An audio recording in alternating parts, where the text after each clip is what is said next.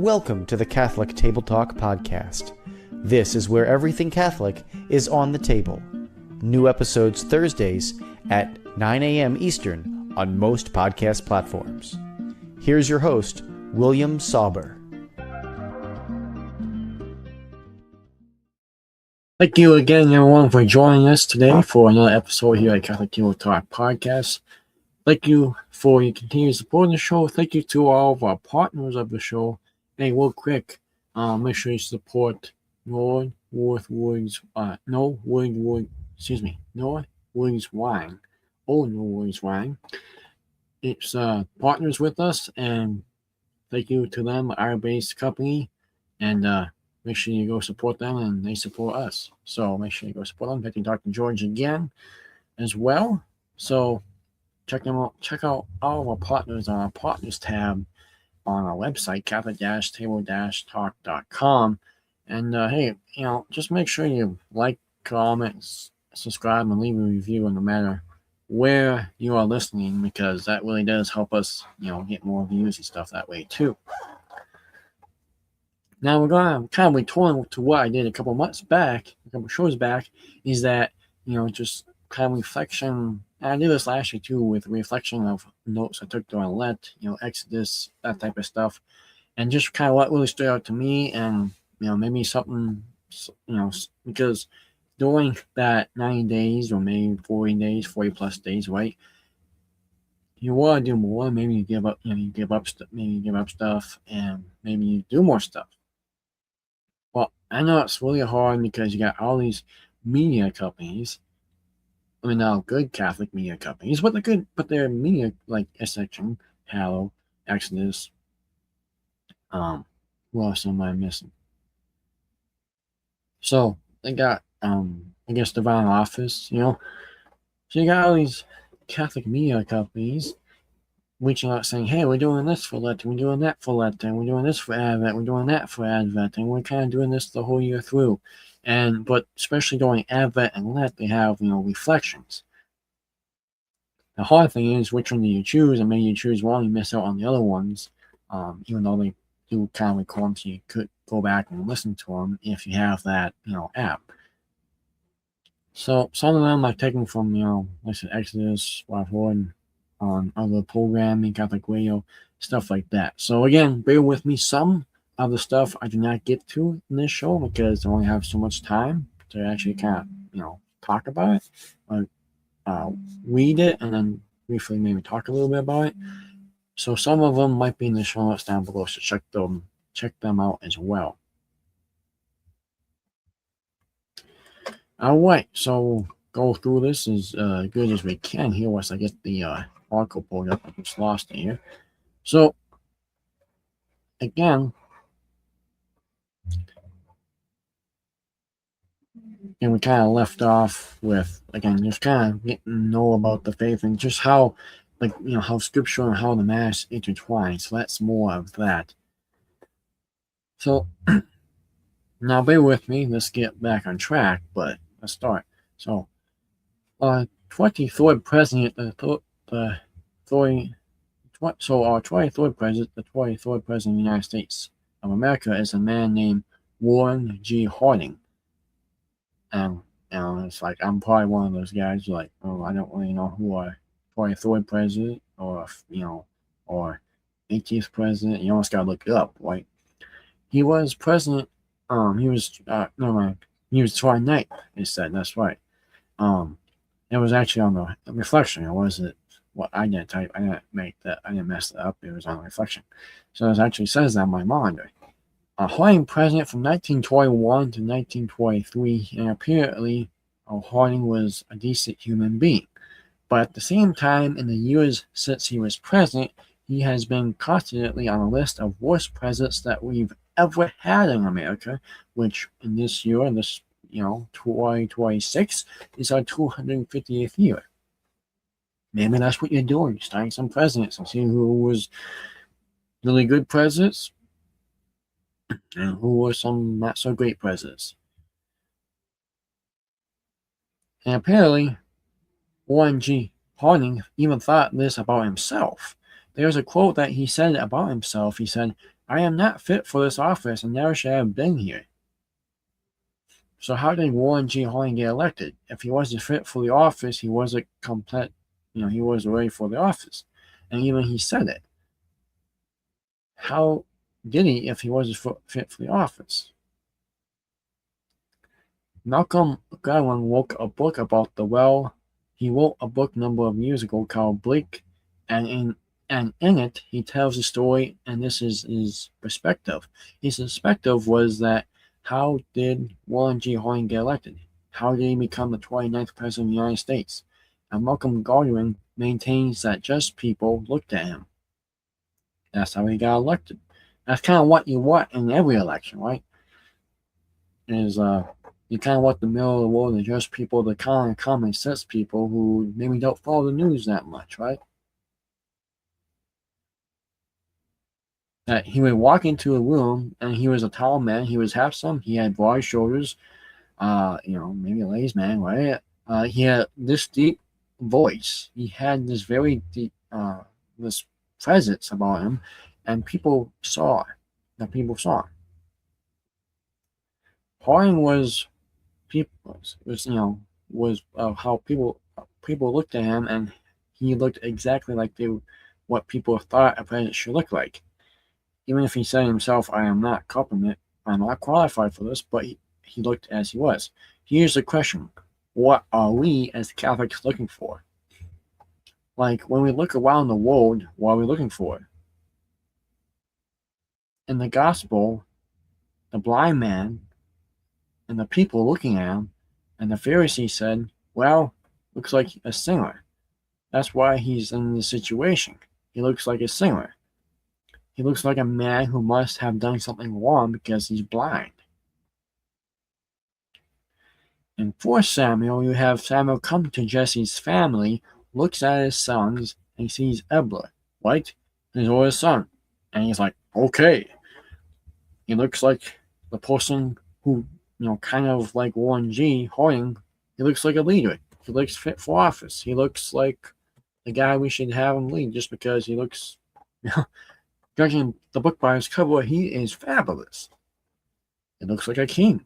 Of course, we heard that how God stopped Samuel and he said, actually, that's not how God looks.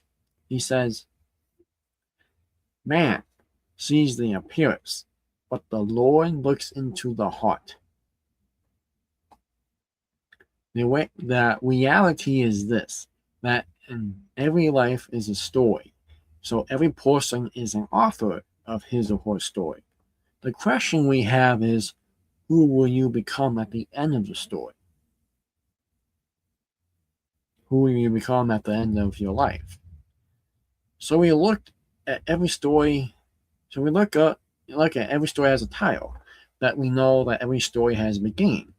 Last week we looked at the fact that every story has a middle. But if you ever thought about what would you have ever thought about you, including if you had to really have to, read that. But if you ever thought about what you would have, you ever thought about you included, if you had to, actually, I heard just recently too, a priest in his homily, like, especially a lot of younger people, but kind of your goals in life, write your obituary when you're even younger, but even, could be for anyone, write your obituary of who you want to be. So maybe that would be your obituary, that's who you want to be. So maybe you have your end goal is, he or she did this and this and this, and was seeing a lot, and not prideful, but just, was lived in a sacramental life church. That would be a good one. You're like, hey, I'm struggling in that. I gotta do that. That's what it said. So again, what would your autobiography include if you had to write it down? Which again, you should actually do that. If you have some time, write up your obituary. I know it sounds down, I know it sounds bad, but hey, it actually can work. What kind of things, what kind of circumstances, what kind of events would get your attention? That if you look over your life, what do you see? The good, the bad, the ugly? Yeah. But hey, we all have it. And then you look at your autobiography, what do you find? Then when you examine your life, the question is this: what do you look for? How do you look? The Lord doesn't look as man looks. The Lord looks into the heart. So we have these questions, but how does the Lord look? But also the bigger question in some ways right now is how do we look in the present moment? Like, what do you and I mostly look for? Like, another way to ask this is what do we most easily find? What we look at our lives, when we look at our lives, what do we most easily find? For this, the author says, this is me. I'm not sure if this is you too, but every time I meet someone or talk to someone or just say hi, just greet someone. And they say, hey, how's it going? My brain scans my story. My brain scans my day, my week, my whatever, my life, and reports all that is gone wrong, right? Because that's just kind of how our human beings function, right? We always look at the downfall. I don't know if you ever had this experience too, where someone says, "How are you doing?" And you're like, "Oh, my brain scans through. Said this before about 95% of my life." Could be like, "Oh, it's great. It's actually really, really good." But what do I talk about? Like, what do I see? What do I look for? I report on the 5%. Well, this is really a hard thing right now. This is kind of a struggle for me right now. Even if 90% of life, 95% of life is great, how rarely do I take the opportunity to report on the great and just look for the negative? Not only look for the negative, I remember the negative. I don't know if you've been in this situation, the author says, where I get in notes or messages, people even tell me like positive comments. I don't know if you've been, if I get one comment, one negative comment, one critical comment, I mean, that's the one that stays with me. And I'm not alone. There's a psychologist named John Gottman. John Gottman talks about this. He says, actually, to balance out the negative comment, one negative comment, you need at least 5 positive comments for every negative comment. You need 5 positive comments to draw out the negative comment. So when it comes to like, what do I look for in my life? I oftentimes look for the negative. I oftentimes look for this thing to complain about, and maybe if this is it, maybe that we're biologically hardwired to look for the negative. I definitely am. Me personally, as your host, I definitely do. I think at the same point, looking for the negative kept our ancestors alive. They are seeing the rustling of the bushes. It's like I'm not going to examine that. I'm not going to run away because it might be something good, might be some food, might be something nice. It probably also could be a saber-toothed tiger. So our biological hardwiring to look for the negative in the past, I think, kept us alive. But in the modern world, it keeps us stuck. To find ourselves or always looking at the negative is to be stuck on the outside looking in. To always look for the negative is to find ourselves on the outside looking in. I'm not sorry about that. I keep pasting a lot. Same thing. We've been following the story of the parable of the prodigal son and the reflections I was listening to. And there's a moment right in the story that Jesus tells where the younger son has come home. And his father ran out to meet him. He brings him in. They slaughter the fattened calf. They celebrate. The party goes on and on and on. They probably had the whole thing go all night. Hopefully they had some good old Norway wine. They probably, they didn't, but hopefully they had good wine just like that. And then at this point of the parable, the older son walks up and realizes the celebration is going on. A party is right here. He realizes my brother's alive. In this moment, he realizes there is a reason to rejoice, and the older brother is stuck. He sees a moment of real joy, and all he can see, all he's looking for in this time's moment is a reason to be angry. So in our life, what are we looking for? In our story, in our autobiography, there are many times we're faced with this invitation to enter joy, but we're stuck on the outside looking in. Sometimes, so often, we look for the reasons not to celebrate. Right? I mean, maybe you do this at a family gathering, right? Maybe it's holidays, maybe it's a first communion, maybe it's a coffee, maybe it's just getting together on a great sunny afternoon. But things are maybe not happening the best way, or you don't really that annoying person keeps talking to you, and there's so many reasons to be happy and be joyful and be thankful, but you're not.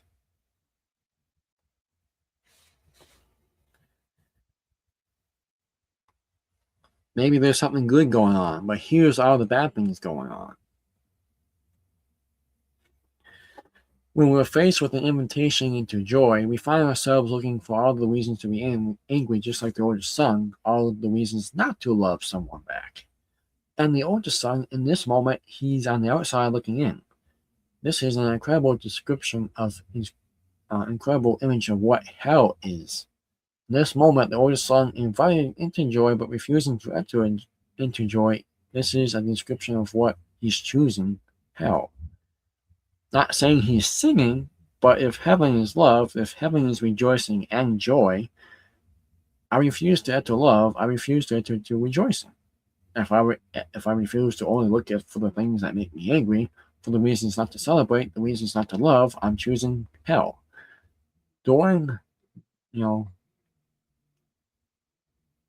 okay, yeah, I guess it was hell in the 2040. Darowski, the author of the book, The Brothers Karamazov, he says, hell is the suffering of being unable to love. Maybe it's a hardness of heart. Maybe you stay a grave sin. That's that. Hell is the suffering of being unable to love. And in this parable, that's the older son. And in our lives, that's us. That we're invited into joy, but we're looking for something else. We're invited into joy, but we're looking at maybe things that we want, or something that, again, that just takes us away from God. I imagine the older son thinks he's being sensible. Imagine the older son thinks like, no, I'm going to enter into this. I'm not going to enter into this. Why? Because I know my little brother. I know him. He's just going to take this and he's going to walk away again. And the reality is, yeah, maybe. That candidate to this, we have to be wise, right? When it comes to these kinds of things, there is a psychologist named John Dwelt. John Dwelt says this, probably say his name wrong. Behavior is language. So how someone behaves, like if someone has told you by their actions they can be trusted, believe them. So behavior is language. So yes, be wise. But here's the danger. There is a difference between being wise and being cynical. There's a difference between being wise and being stuck on the outside looking in. There's a difference between being wise and choosing for a reason to be angry instead of a reason to rejoice. There's a difference between being wise and choosing to look for a reason to be angry instead of a reason to rejoice. I think, though, sometimes we, conflate what we conclude that cynicism is actually a mark of intelligence. I think, though, sometimes that we think, someone, I won't be fooled. Like, I'm going to get my hops in. I'm not going to get excited about this.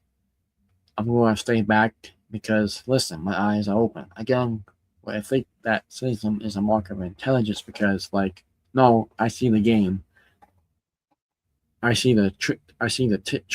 I'm not going to be fooled. In fact, the opposite is true. There was a study in 30 countries, almost 200,000 adults, and they found this. They found that the cynicism is not a marketing intelligence. It's a defense mechanism to avoid being exploited. That those who are cynical, those who with poor reasoning skills, were more likely to see human nature as selfish and untrustworthy. In fact, it's a lack of wisdom that leads to cynicism. But even more than that, it's a lack of courage. There is another psychologist out of Canada. He once said being cynical is before to being native. So it's like, oh yeah, you can either be cynical or naive. No, that is being cynical is better than being naive. Because once you've been hurt, there's no going back to naive.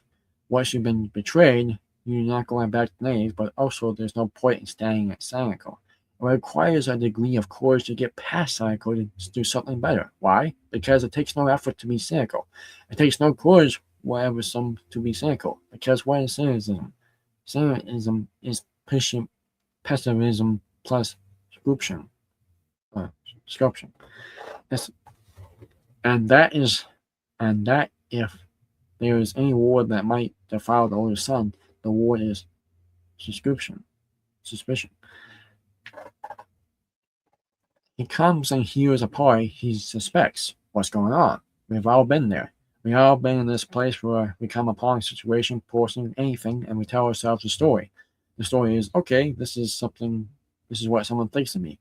And every time they conform that, every time they act in a certain way, I think, yep, there it is. I was right. I was right. We have this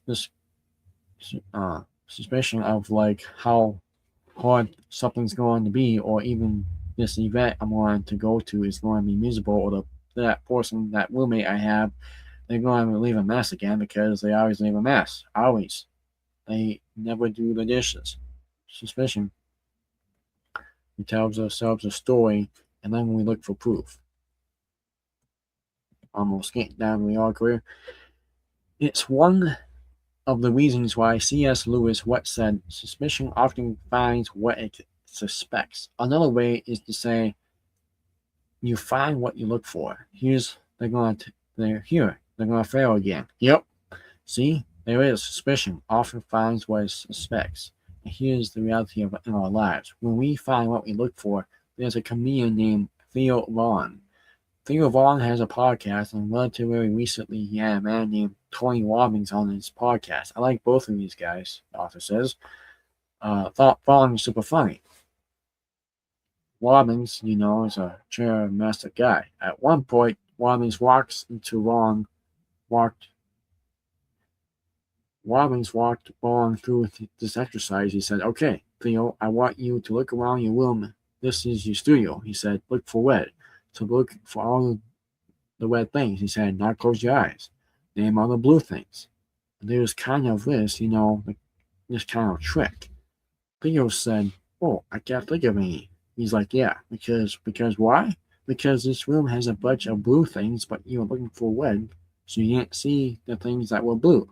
And even then he said, but how many red things? He said, this one and this one and this one. He's like, I bet you found things that weren't red, but you counted them as red. He's like, yep, you weren't struck over there. Because why? We find what we look for. So here's our biography. The question is, what am I looking for? Because I'll find it. In your autobiography, what are you looking for? You'll find it.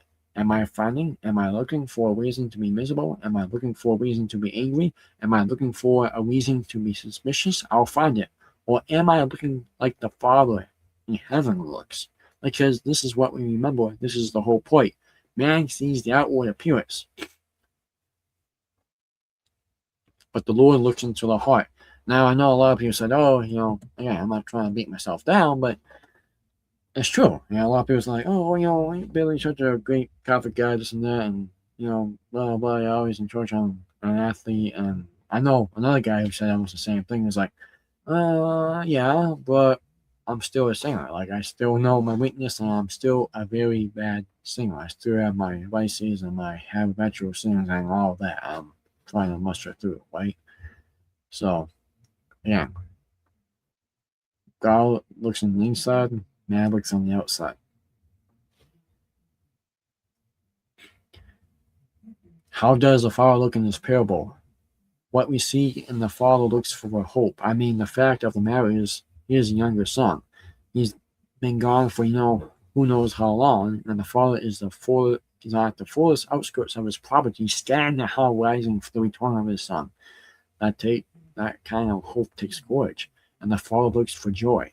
Say it like this: the father looks for an opportunity to celebrate. I mean, if we look at this, here's the younger son comes back. The father looks for joy, and when he finds it, when he sees it, he steals the moment as an opportunity to rejoice. The father steals joy. If you want to know how the father looks, this is how he looks. He looks for joy. He looks for a reason to celebrate. He looks for a reason to rejoice, and then he does it. Again, that's how does the Father love you? How does he love me? He loves us like this. Notice this, that the younger son, at the same point, the younger son has done nothing. He finds it, he's stealing joy, and the younger son at this point, again, does nothing. If he's learned his lesson, like we don't know if he's changed his ways, we don't know if he's promised to be a good boy from now on, right? We don't know how badly he feels. All the son who is being rejoiced over, he is not dead. That's it. He's alive, but he's not really happy, right? He's not really deserving. All the father knows is my son was dead and now he's alive. He was lost, but he's been found. And the father takes this fact as an opportunity for joy. He takes the fact as an opportunity to steal joy in this moment. What do you look for? What should we look for? We have to look for joy. And every place we find it, we have to steal joy. We have to steal it. We have to steal it for ourselves. We have to steal it for the people around us. We have to steal it for the Lord.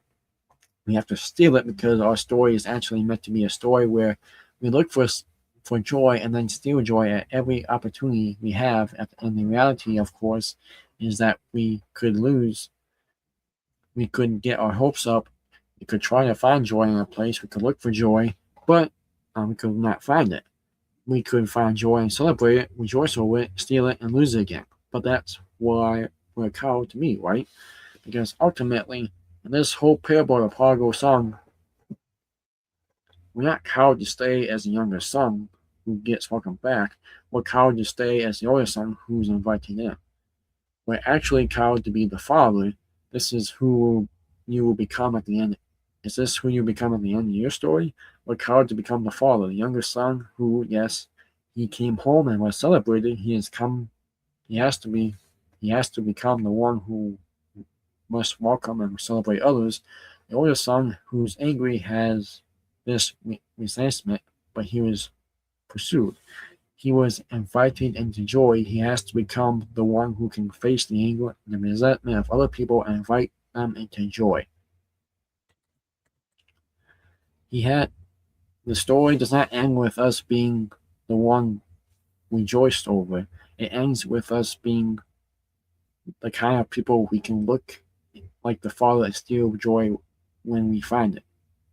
This life, we are called to become a kind of person who's like the Father, who's courageous enough to look for hope, who's courageous enough to look for joy and steal an opportunity when it's given.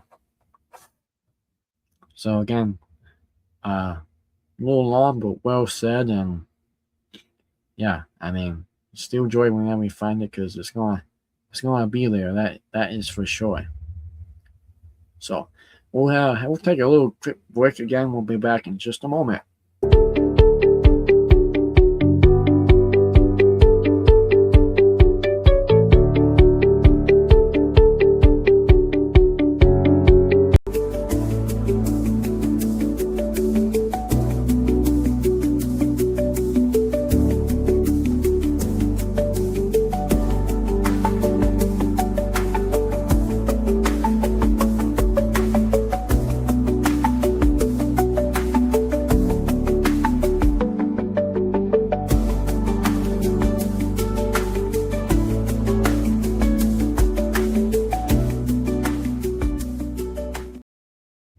Again, thank you our sponsor, Old Norwood Wines.